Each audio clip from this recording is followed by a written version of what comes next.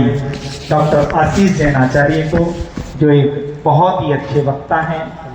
आप भी बहुत अच्छे विषय पर अपनी बात रखेंगे। आचार्य श्री की जो शिक्षाएं थी और हमारी शिक्षा क्या है, इन बिंदुओं को मुख्य बनाकर आप अपनी बात रखेंगे भाई आशीष जी।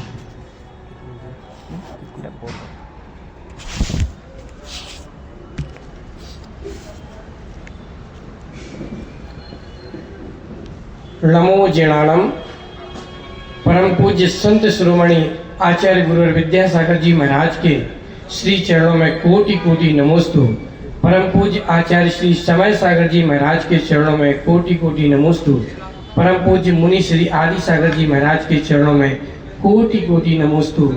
परम पूज्य आर्यका रत्न 105 श्री पूर्णमती माता जी के ससंग चरणों में कोटि कोटि वंदामि। उपस्थित सभी महानुभावों को सादर जय जिनेन्द्र।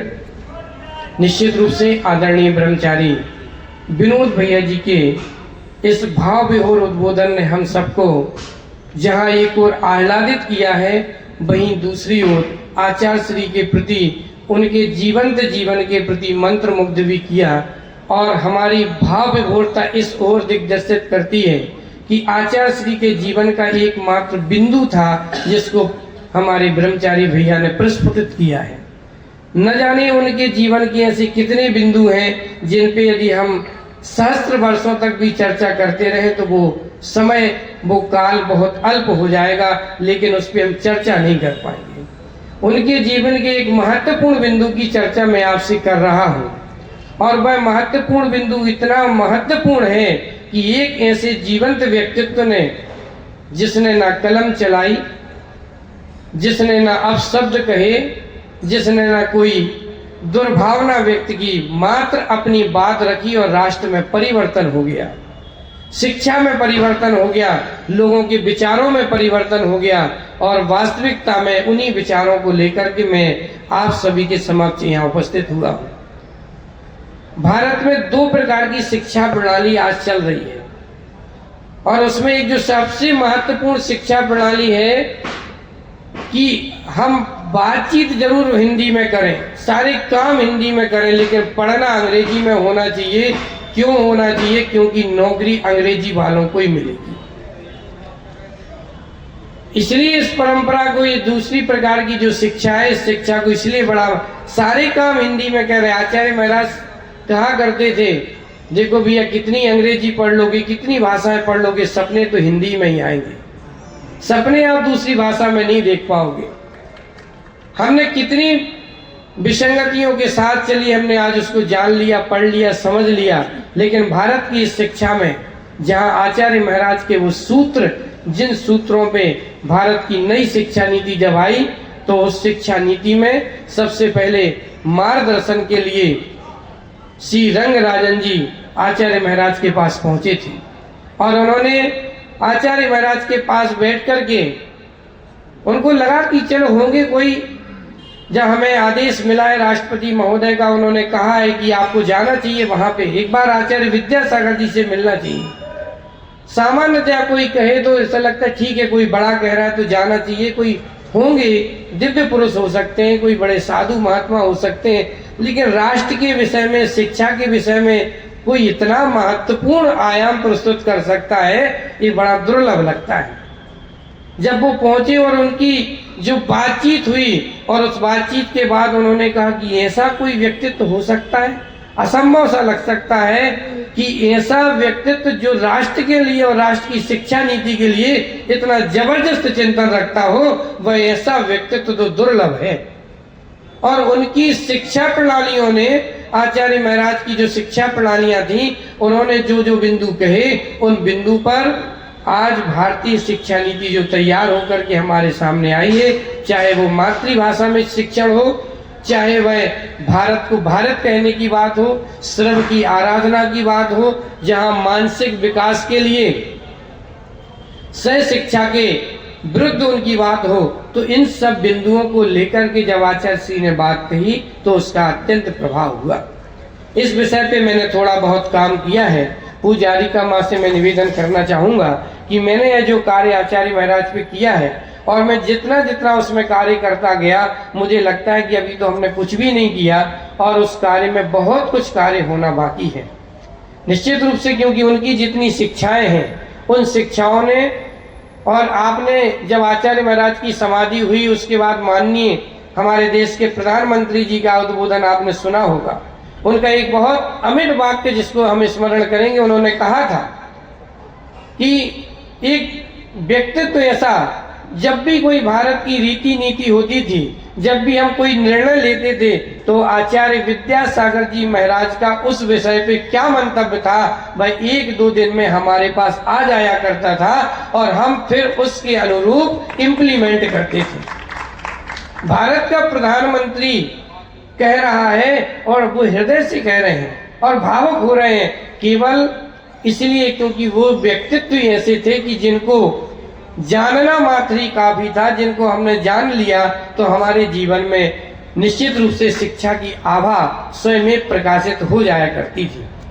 उनके बहुत सारे उपक्रम, जिनमें से मैं कुछ आपको कहूँगा जो उन्होंने शिक्षा प्रणाली में बदलाव के लिए कही। पहली बात तो आचार्य महाराज कहा करते थे, देखिए भैया, शिक्षा नहीं है, विद्याओं की बात करो।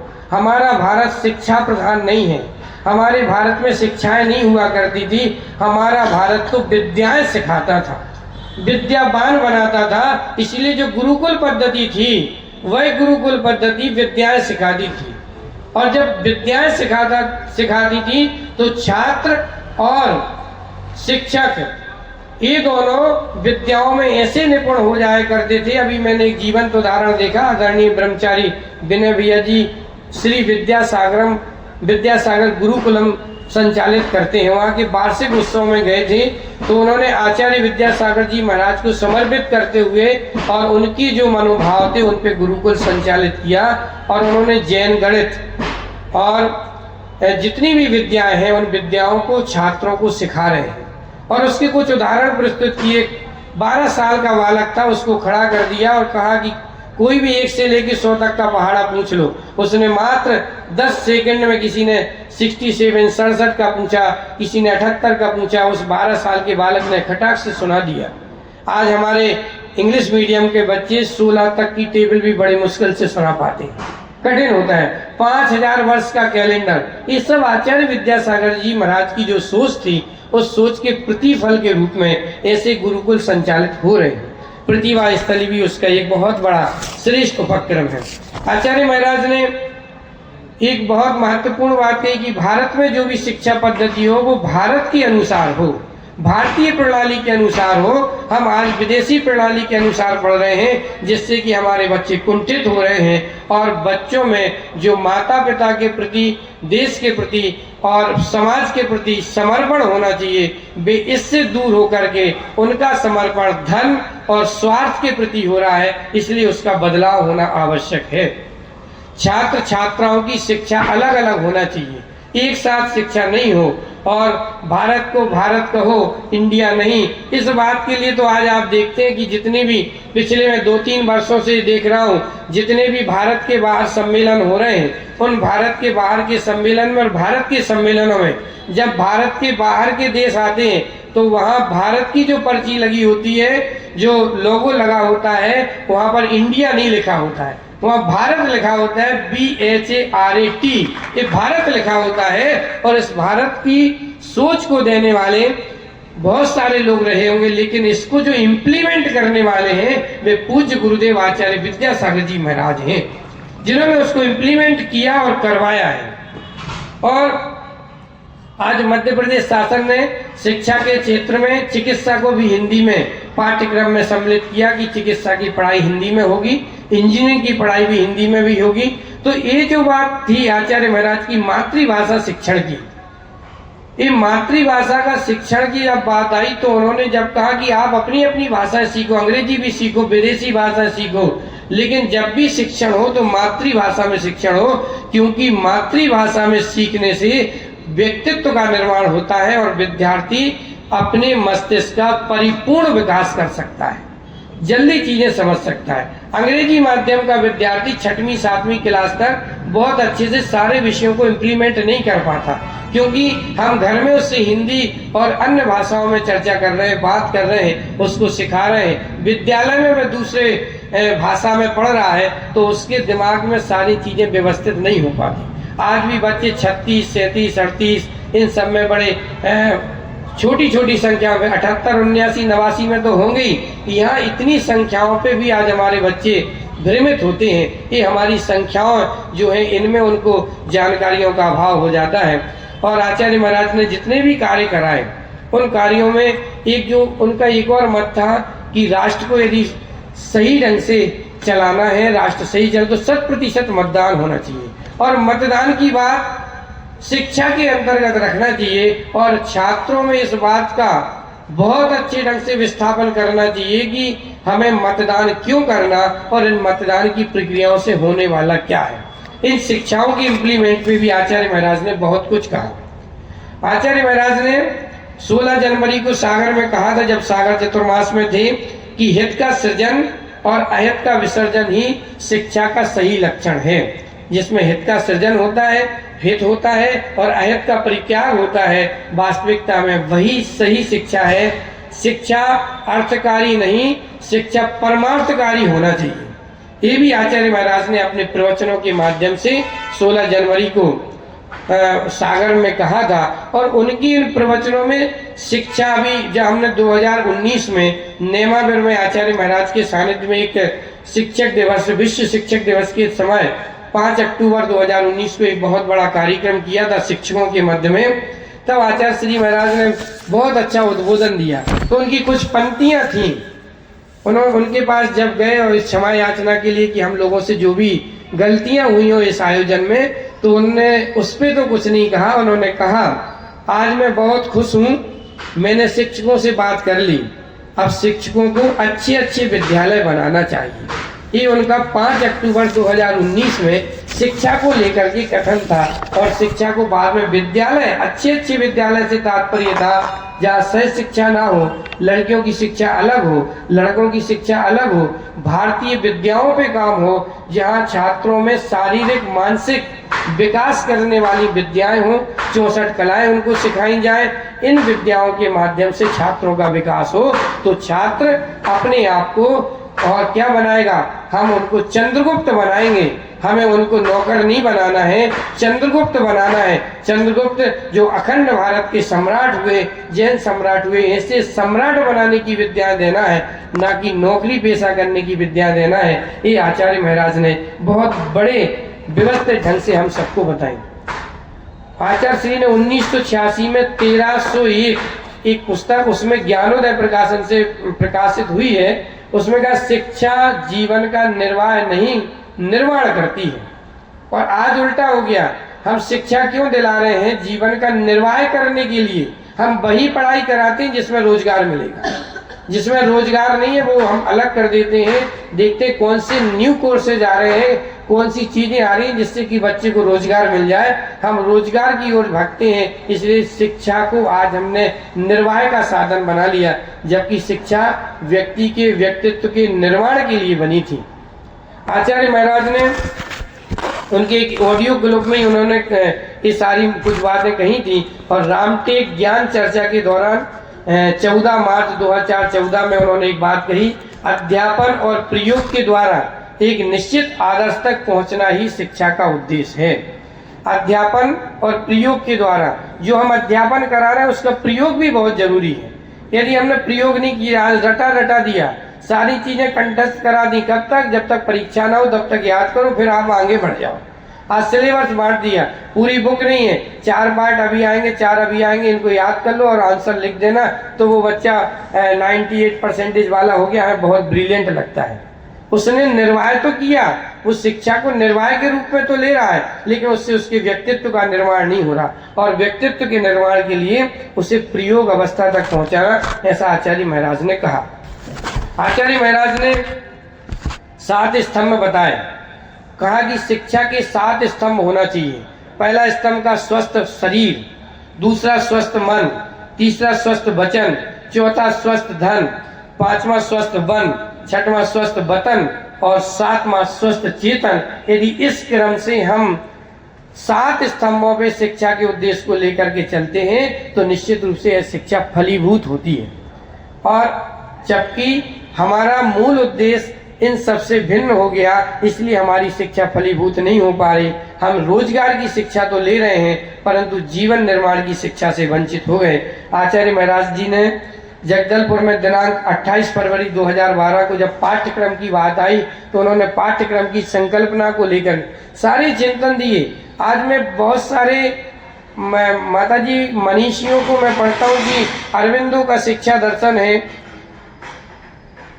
अरस्तु का शिक्षा दर्शन है, अनेक दार्शनिक हुए उनके शिक्षा दर्शन है। मैंने उनको एमएड के दौरान पढ़े, लेकिन जो वो शिक्षा दर्शन है उन सभी के शिक्षा दर्शनों को और आचार्य विद्यासागर जी महाराज के शिक्षा दर्शन को देखें तो बड़ी भिन्नता पाई जाती है। उन सबके शिक्षा दर्शनों में प्राह करके आत्म तत्व की बात कम की गई है, उनमें संसार के विषय भोगों की और संसार में वृद्धि की बात बहुत अधिक है। आचार्य महाराज ने संसार का परिपालन करते हुए अपनी आत्म चेतना को कैसे विकसित करें इस शिक्षा को बहुत महत्व दिया। और अंत सभी यही चाहते हैं, चाहे जैनी हो चाहे जैनी ना हो, वो ये चाहता है अंत शांति और सुकून से कटे, भगवान का ध्यान करें। किसी भी भगवान को मानता हो वो कहता है अंत समय में कम से कम भगवान का स्मरण हो। तो जब शिक्षा ये होना है तो हम क्यों विपरीत शिक्षा देते हैं। आचार्य महाराज का कहना है शिक्षा ऐसी दे जो सार्थक जीवन का निर्माण करे और जिससे जीवन सार्थक बने। शारीरिक शिक्षा के विकास के लिए भी आचार्य महाराज ने कहा कि प्रथम उद्देश्य के रूप में तो क्या कहा, उन्होंने कहा मलखम सिखाओ।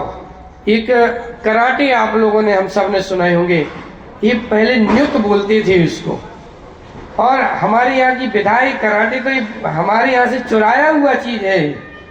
लेकिन जब इसको आप देखते हैं कि हमारी जो पुरानी विधाएं हैं, शरीर कैसे एकाग्र होता था, शरीर कैसे मजबूत बनता था, तो शरीर को मजबूत बनाने के लिए सारी विद्याएं सिखाई जाती थी। और मलखम है, नृत्य है, और इसके अलावा आप रस्सी कूद है, बहुत सारी विधाएं बच्चों को विद्याएं सिखाई जाती थी जिससे बच्चों का शरीर चुस्त दुरुस्त रहता था और वो स्वस्थ रहते थे।